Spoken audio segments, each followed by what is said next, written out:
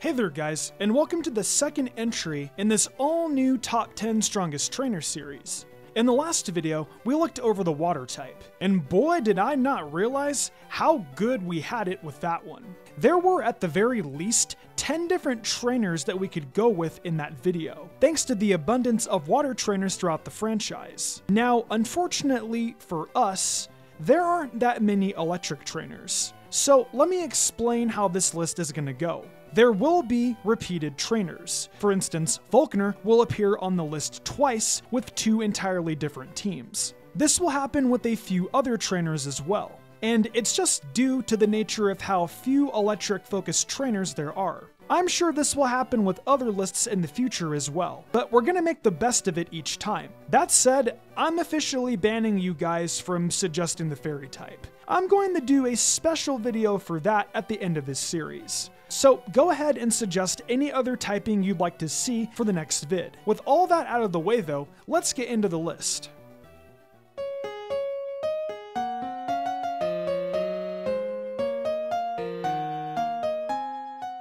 We're gonna kick off the video with most certainly the least threatening trainer on the list. Like, this 10 spot could have gone in several directions, as this may as well have been a top 9. But to keep with branding, I decided to keep up appearances with the 10th slot. It goes today to Lieutenant Surge's Pokemon Yellow team and his single level 28 Raichu. Now, to make things clear, it isn't hard to win this battle if you've got any sense of exploration in you. There are people, I'm sure, who played Yellow, and I'm sure completely ignored Diglett's Cave until they were done taking down everything in Vermilion City. If you don't go out and get a Diglett, or perhaps even a Dugtrio, you'll naturally be at a bit of a disadvantage. Raichu doesn't need to use only Thunderbolt to plow through your team, so don't think running Ivysaur is going to be the ultimate stopper in battle. Mega Punch and Mega Kick can really pop off a bit on that bulbed-backed frog.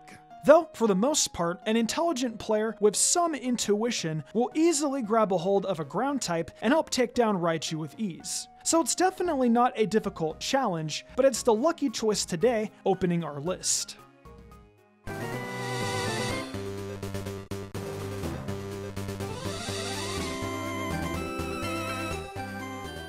Next up, we have the unofficial true start of this list, Clement and his X and Y gym team. It's, in my opinion, that his team in the gym challenge can be a bit more annoying to handle than any duo he sends out in the Battle Chateau. So this team is a level 35 Emolga, level 35 Magneton, and a level 37 Heliolisk. So the Emolga can be annoying, being able to Volt Switch and leap out of battle, potentially bringing Magneton into the fray if you think you're gonna use Ice or Rock moves to take it down.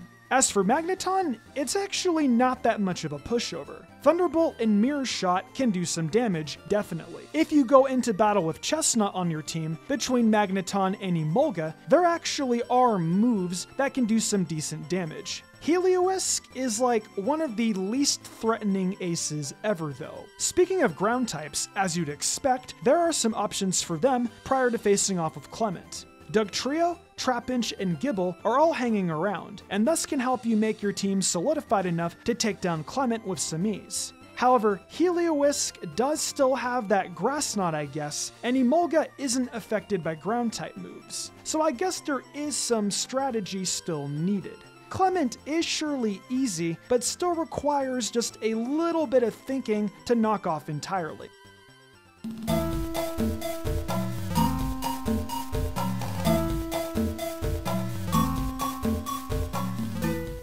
So we've got another gym leader checking in here, which makes sense considering basically this whole list is gym leaders give or take. I can't believe we've never seen any electric type Elite Four member. That'd probably be so cool. Anyway, Hoenn Watson is coming in here with his Pokemon Emerald gym team. It's not a pushover team by any stretch in my eyes, headlined by a level 24 Manectric. I think a lot is made about the battle you have with your rival just before reaching Mauville City. But what's left in the background is Watson's damn Manectric. It's got 105 in both speed and special attack, so you can expect to be outsped almost 100% of the time, as well as blown back by many shockwaves. He'll even screw around and use Howl alongside Quick Attack and start doing some big damage. That's not to discount his other team members though, as Voltorb is prone to self-destruction, which can easily OHKO a Pokemon, and Magneton and Electrike can pack a punch too. There is only one ground type you can call on prior to Watson, and it's a Geodude or Graveler if you evolve it. If you have that, you shouldn't struggle at all to defeat Watson. However, not everyone will be carrying Graveler on their team, especially those who wouldn't want to use it if they can't evolve it. Watson is a real challenge under that circumstance.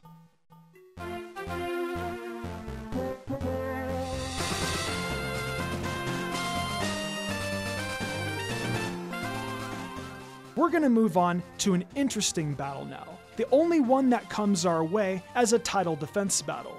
In Ultra Sun and Moon, you're expected to defend your crown when you head to the Pokemon League, and sometimes you can find yourself being challenged by Sophocles. The battle you have with him in a title defense is checking in for this part of the video, inching us even closer to the more challenging battles. His team is level 67 across the board, featuring Vikavolt and Togedemaru alongside Magnezone, Electivire, and an Alolan Golem. So let's look at the most threatening Pokemon here, the Vikavolt. It might be slow, but with 145 base special attack, there is reason to show some fear. Its Bug Buzz and Thunderbolt hit incredibly hard, and it would come down to running a Rock or Fire type move to really stop Vikavolt, which isn't too much to ask for at all. Magnezone and Electivire can hit a little hard too, but are completely handled by a well-placed Earthquake, as is Golem and Togedemaru. It's more so a matter of levels and movesets that leave Sophocles here in this spot. The idea of his team is threatening, but the actual challenge isn't too terribly much to worry about.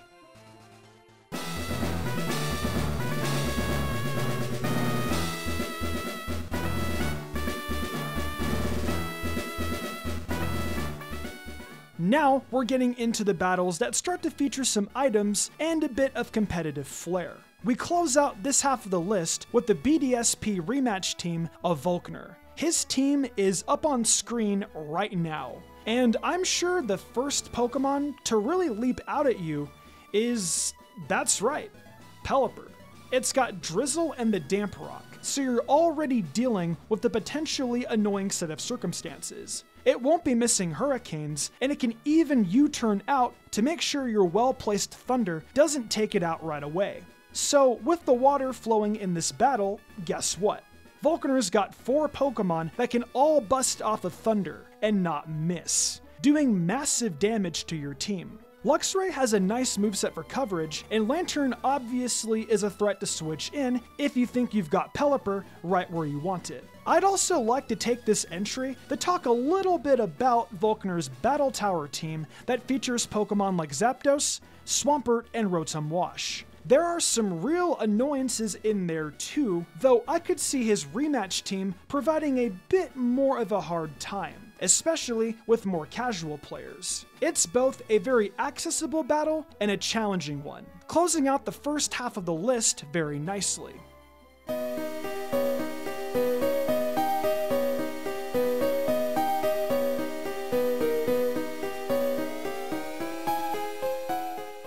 The top 5 brings us back to a trainer we just spoke about, the battle agency presence of Sophocles. There is a pool of 10 different Pokemon that the game chooses from to give you a 3 Pokemon challenge from this young man. We break that down into 5 possible Pokemon, the same ones he brought into his title challenge, but with items and some full EV training going on. We'll look at what I see as the most threatening trio he can bring into battle, being Electivire with the Expert Belt, Golem with the Air Balloon, and Vikavolt with the Electrium Z. The Vikavolt can swap around in battle with Volt Switch, which as we all know can get very annoying. And the Golem is, at least for a turn, unable to be hit by Earthquake. though it can lose that air balloon after a hit, so it'll be right there, the victim of a big ground type attack. That Electivire though, it's got a nice group of coverage moves, and that Expert Belt just makes it hit harder. I feel like my main choice behind opening up the top 5 with this team is due to the multiple different ways this team can be generated out. You can't realistically prepare for it beyond making sure you've got a ground type move in the bag. Let me know what you think the most annoying trio of Pokemon Sophocles can bring into battle.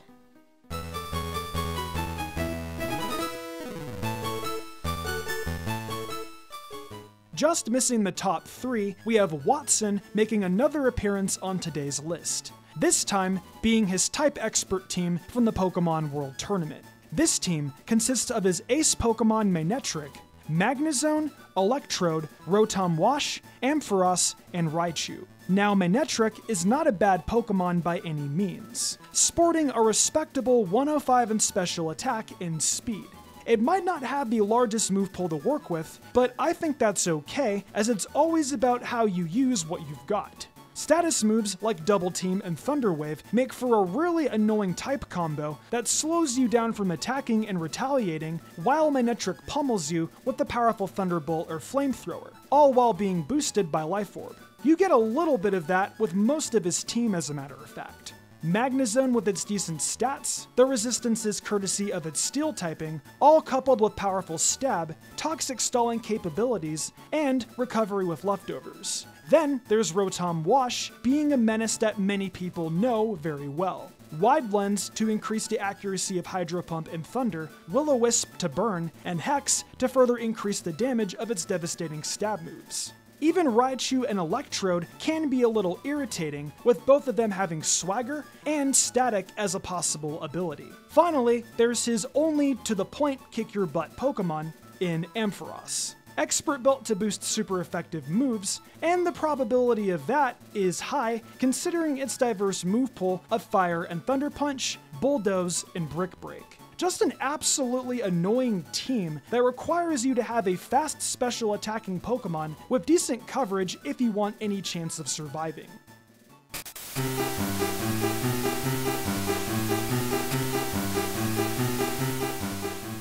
Taking the bronze medal is Elesa, with her Unova Leaders team from the Pokemon Tournament. This team consists of her ace Zebstrika, Ampharos, Galvantula, Emolga, Electros, and Stunfisk. Much like Watson's Manectric, Zebstrika isn't the most diverse Pokemon, but it can get its job done. Wild and Flame Charge are of course solid moves, but Me First is one that really stands out, allowing it to copy your opponent's damage dealing move, bypass accuracy, all with hitting harder, so long as it's faster than the opposing Pokemon. Emolga is a pretty solid choice too, sporting an immunity to ground type attacks, having annoying moves like Volt Switch and Thunder Wave, and having Acrobatics, a powerful move once it sheds that flying gem. I will say it's probably a little let down by Attract being there, but it's definitely not the worst thing in the world, I guess. That said, I think the real star here is her Galvantula. Compound Eyes, Citrus Berry, with a moveset of Thunder, Energy Ball, Bug Buzz, and Disable. Yeah, this thing will make you cry. The rest of her team is pretty solid too, having an Ampharos that leads more into its strengths compared to Watson in the last entry. Electros isn't bad by any means. What with Coil, good stab, and of course, Levitate. But I definitely think there's wasted potential here with it having Zap Cannon as its electric move. Finally, there's Stunfisk, which sure has good moves, but isn't really a notable Pokemon no matter how you look at it.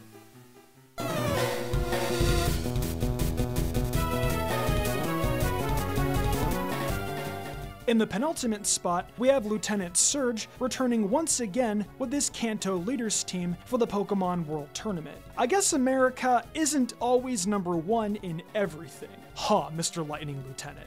Anyways, his team has his Raichu, of course, alongside Electrode, Magnezone, Electivire, Jolteon, and Ampharos. Raichu is pretty well rounded, having access to powerful Stab, coverage, and the option to paralyze. So not bad there. Electivire obviously has some solid raw power to go with Wild Charge and Thunder Punch. Low Kick and Rock Tomb aren't really that amazing, but I can see the benefit of having them. I think the standout of the team has to be Jolteon for sure. A nice Shuca Berry for one-time protection against ground types. But having Rain Dance to turn to the powerful Thunder into a never miss move is just great. Throw in Shadow Ball and Signal Beam, and you've got yourself a really solid Pokemon.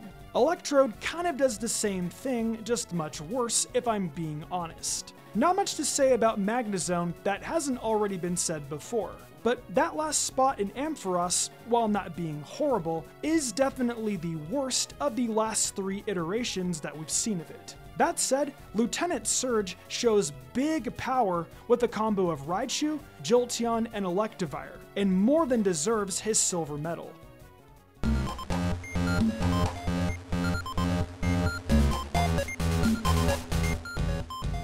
We now reach the number 1 entry on this list, and it's Volkner once again. This time with his Pokemon World Tournament team. His type expert team is stacked, always led off by his Electivire, and then surrounded by heavy hitters like Raichu, Luxray, Jolteon, and even Rotom Fan. No offense to you, Electrode, you just know by this point that you're not threatening anybody. So with the team always featuring Electivire, that means it needs 2 supporting players. And I think Rotom Fan and Raichu are the Pokemon to look at in this case. Raichu carries the powerful Focus Blast while also running Grass Knot, meaning there is some sort of answer that Volkner can give to ground types that run around. As for Rotom Fan, it has all the makings of a very annoying time. It runs Substitute in Pain Split while also going Discharge and Air Slash. And newsflash, Rotom Fan can take some hits. It might not be outspeeding much to get the full use of Air Slash, but if you find your Pokemon paralyzed, it's quite possibly a wrap. Then there's Electivire, cross-chopping and bulldozing its way into being a heavy hitter. I wouldn't necessarily say it's the best Pokemon on the team, but since it has to be on the squad and it always leads off, I suppose it's important to be prepared to work around it. Though that said, the beauty of the PWT is you can't ever really be prepared. Volkner takes the cake today among the electric types. And that really isn't too surprising. That's gonna do it for another list. As I alluded to in the intro, this wasn't as easy to put together as I was hoping it would be. And the next one might not be all that easy, depending on the typing you guys suggest. Let me know what typing that will be, and if you agree with my opinions for this list. If you don't, give me yours in a nice little list of your own.